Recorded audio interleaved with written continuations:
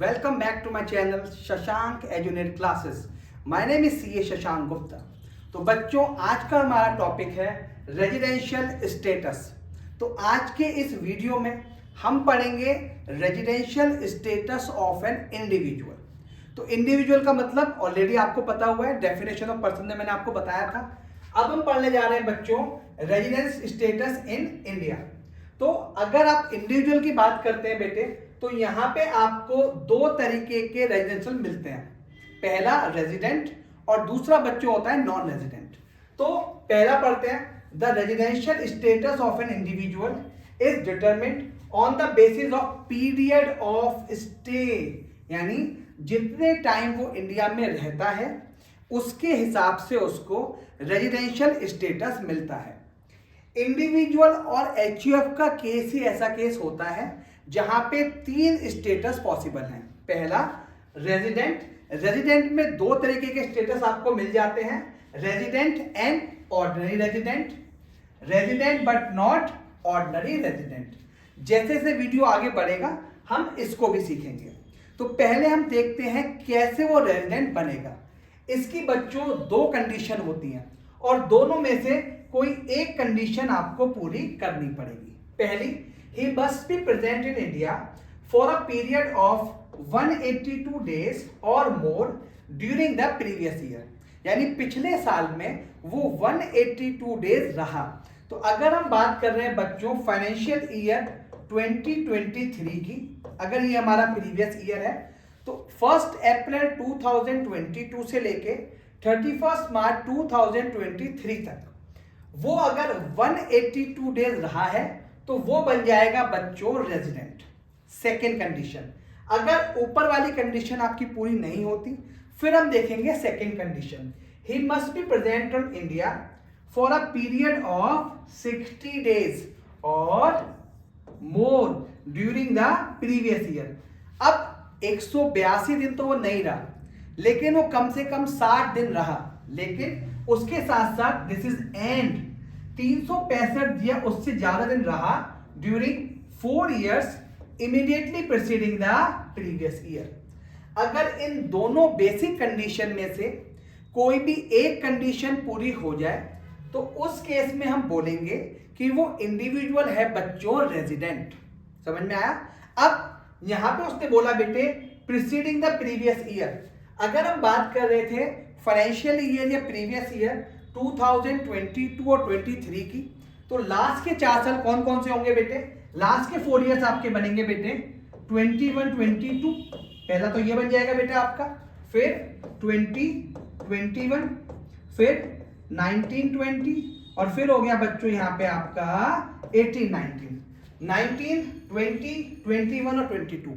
अगर इन 4 साल में बच्चों वो रहा है 365 डेज और मोर, और 22-23 में रहा बेटा 60 दिन या इससे ज्यादा, और इस 4 साल में कितना रहा बेटा मिला के मोर देन 365 डेज, तो बेटा वो बन जाएगा रेजिडेंट. आई होप समझ में आ गया होगा आपको. तो पहले कंडीशन देखेंगे आप 182 डेज की, पूरी नहीं हो पाती कोई बात नहीं.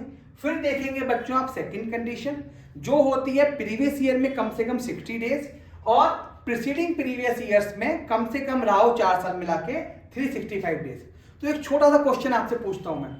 अगर कोई ए नाम का इंडिविजुअल पिछले साल में रहा, पिछले फाइनेंशियल ईयर में या प्रीवियस ईयर में केवल 58 डेज, तो ना तो वो यहां पे कवर होगा और ना वो यहां पे कवर होगा, तो वो माना जाएगा बच्चों नॉन रेजिडेंट. ठीक है, डन है. तो अब कोई आपसे पूछता है कि कौन रेजिडेंट कौन नॉन रेजिडेंट. सिंपल तरीका भाई, अगर मैं कहता हूं कि एक इंडिविजुअल रमेश पिछले साल रहा 190 डेज, तो क्या होगा बच्चों? वो रेजिडेंट. एक इंडिविजुअल यहीं पे रहता है, रेजिडेंट है, यहीं का सिटीजन है, 365 डेज यहीं रहा, तो क्या माना जाएगा बच्चों? वो रेजिडेंट. नेक्स्ट, अब मैंने आपको बेटा बताया था resident but ordinary resident and not ordinary resident. इसकी हम बातें करेंगे अभी. उससे पहले बेटा ये कंडीशंस एप्लीकेबल नहीं होंगी. पढ़ते हैं बच्चों. Cases where condition second is not applicable. इसका मतलब अगर इन दो कंडीशंस में आपको सेकेंड कंडीशन को नहीं पढ़ना, केवल और केवल 182 डेज और मोर की बातें आप करेंगे। पहली condition, where an Indian citizen who leaves India, India से बाहर जा रहा है during the previous year for the purpose of employment या फिर मेंबर किसका है बेटा, crew of an Indian ship. तो ये सेक्शन किसका है बेटा, बाहर जाने का। तो अगर कोई इंडिविजुअल यहां से बाहर जॉब के लिए जाता है, किसी इंडियन शिप का क्रू मेंबर है तब जाता है, तो वो पिछले साल में अगर कम भी रहा, 60 डेज वाली कंडीशन आपको नहीं करनी। अगर वो 182 डेज और मोर रहा है रेजिडेंट, नहीं रहा नॉन रेजिडेंट। ठीक है बेटा। Second condition, where an Indian citizen or a person of Indian origin who been outside India, जो बाहर रहता था अब इंडिया में आ गया, comes to India in the during previous year, और उसकी इनकम नॉट एक्सीड 15 लाख। यानी आपने देखा होगा कनाडा, सुनते हो बेटा, कनाडा कनाडा। तो अगर कोई कनाडा में सिख परिवार रहता है, वहां का कोई इंडिविजुअल यहाँ पे आता है और यहाँ पे रहता है 90 डेज, तो वो अगर ये एप्लीकेबल नहीं होता तो यहाँ पे कवर हो जाता। गवर्नमेंट ने उसको माफ कर दिया। गवर्नमेंट ने कहा ठीक है भाई आप रहो, सेकेंड कंडीशन आपकी हटा देते हैं, लेकिन आपने इनकम कमाई होनी चाहिए 15 लाख से कम। कहां के, एक्सक्लूडिंग फॉरेन सोर्सेज। इंडिया से इनकम अगर आपकी 15 लाख से कम है तो हम आपको क्लॉज 2 में कवर नहीं करेंगे। ठीक है बेटे।